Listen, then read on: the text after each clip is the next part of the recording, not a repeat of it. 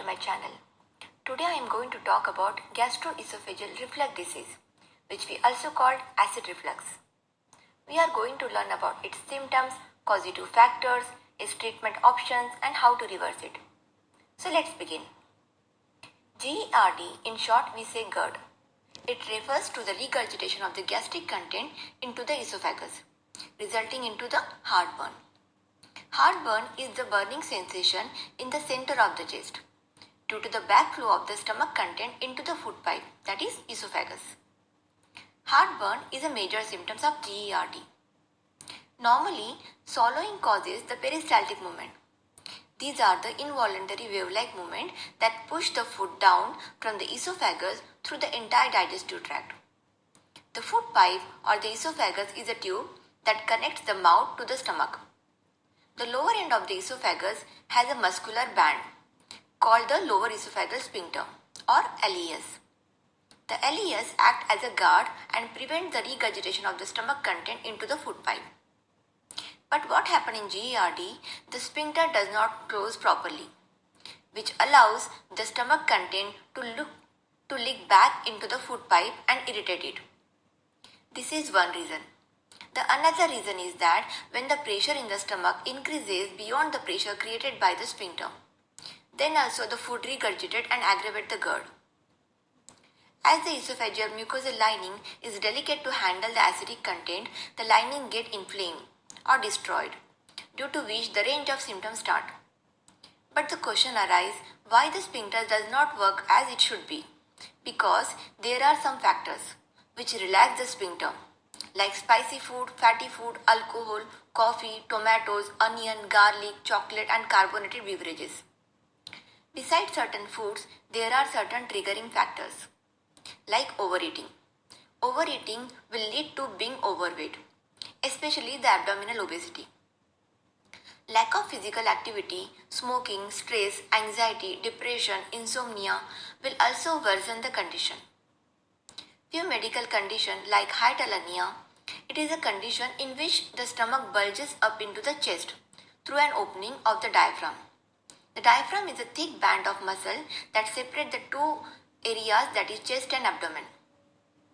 Apart from these, there are certain medications which also aggravate the GERD, such as non-steroidal anti-inflammatory drug, blood pressure medication and the medication used for the treat asthma, heart disease, anxiety, depression and the cancer. And also there are some multivitamins, especially ones containing the zinc, iron and calcium supplement. People show the symptoms when stomach acids stay long enough in the esophagus, resulting into the heartburn. Occasionally we all suffer from the heartburn, but when it occurs 2 or more times in a week, then it may be because of GERD. There are other symptoms apart from the heartburn, like sore throat, hoarseness, dysphagia, means painful swallowing, sensation of a lump in the throat, sore taste in the mouth, bad breath, dry cough, especially in the first half of the night and early morning, nausea and the regurgitation of the sore liquid in the back of the mouth. These are the few symptoms which indicate that you may be suffering from the GERD. This is just a brief of GERD. Now we will see its treatment options. Well, there are no one straight solution, but one has to make some necessary changes in the diet and lifestyle. Sometimes some types of medicine which fasten the recovery. That also we will see in today's video. So if you don't want to miss that, please see the video till the end. So first we will see the diet. Well, study shows that by reducing a few pounds of weight, especially the abdominal obesity, will reduce the symptoms of acidity, as it will reduce the pressure of the stomach and the sphincter. The second way is having a 4 to 5 small quantity of meal at frequent intervals, rather than having 3 big meals in a day. It will not only reduce the stomach pressure, but also increase the ease in digestion of food. As the food will leave the stomach early, so there will be less chances of regurgitation. The third way is to avoid a certain type of food altogether until the GERD is cured, like fatty food, spicy food. Fat will not leave the stomach early. It will take long time to digest. So there are high chances of regurgitation. The other food like chocolate, caffeine, raw onion, garlic, citrus juice, peppermint, and alcohol, carbonated beverages. This food relax the lower esophageal sphincter and aggravate the symptoms. Okay, till now we understand what one has to avoid. Now we will see what one has to eat. When we talk about healing, one has to include the food which is capable in healing, like vitamin B complex and vitamin C rich food. The fruits and vegetables, which are good source of vitamin B, are accelerate healing and shorten the course of treatment.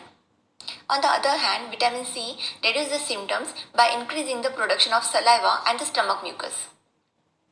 These vitamins help in healing the mucosal lining and maintaining healthy cells and other body tissue. These vitamins are abundantly found in the fruits and vegetables. This will not only provide the vitamins and minerals but also reduce the acidity. There is one more way to reduce the acidity, that is by drinking alkaline or infused water.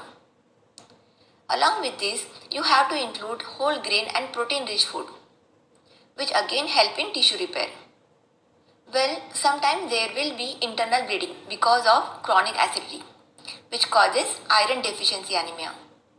So in that case, iron rich food has to include it in the diet. Vitamin supplements can be helpful for any nutritional gap in the diet, but this should be taken after the meal. Here one important thing I want to mention, that supplements alone cannot fight off GERD. Patient must follow a holistic approach to heal and prevent its recurrence, like eating small meal and giving enough time to chew. Chewing makes digestion easy. And another thing is to maintain the healthy weight by including physical activity but not immediately after the meal. It's a good habit to go for a stroll or walk for 15 to 20 minutes at least after the dinner instead of going to bed. It will not only induce the happy hormone but also give a good night's sleep. By this way, late night stacking can be prevented. While sleeping, elevate the head side of the bed by using a wedge-shaped foam which prevents the regurgitation of the acid.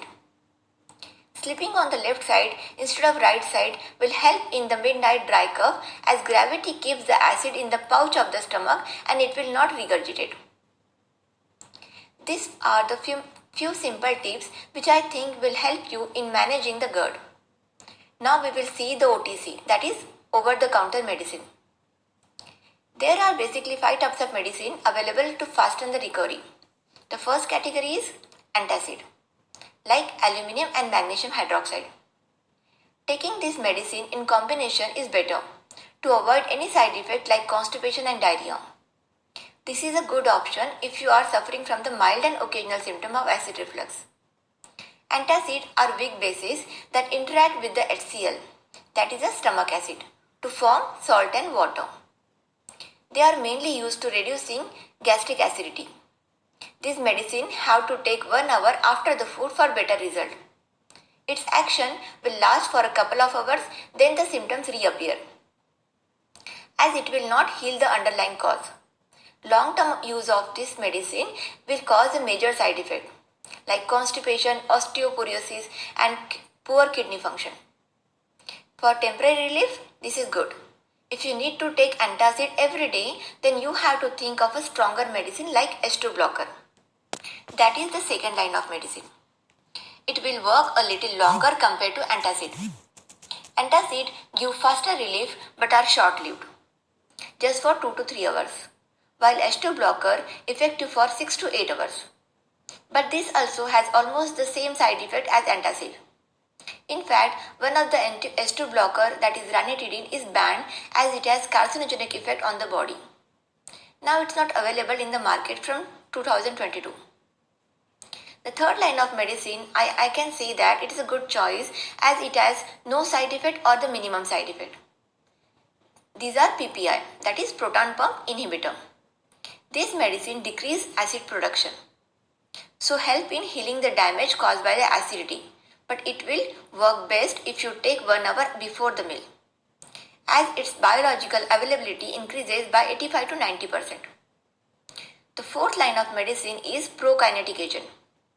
This medicine acts on the lower esophageal sphincter to strengthen it. This brings back its muscle tone as We know that the main cause of the GERD is not functioning the sphincter. Your physician may prescribe this medicine alone or in combination. The fifth line of treatment is a foam barrier. As the name suggests, it forms a foam. It can be given in the combination of antacid and a foamy agent. It should be taken after the meal. As soon as the foamy agent enters the stomach, it disintegrates and forms a foam and float on the liquid content of the stomach. It acts as a physical barrier and prevents the regurgitation, and whenever acid comes in contact with antacid, it neutralizes that acid. So it serves the dual purpose, the physical barrier and the antacid. This is all about the GERD. Hope you liked this video. If you find this information useful, please share this video with your friends and family. And don't forget to hit the subscribe button for more such videos. Thanks for watching.